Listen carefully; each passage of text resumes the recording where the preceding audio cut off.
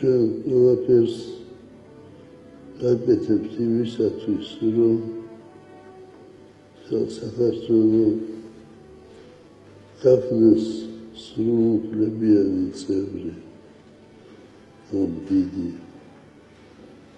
ორგანიზაციის.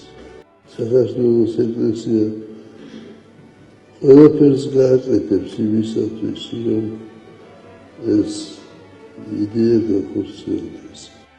ჩვენ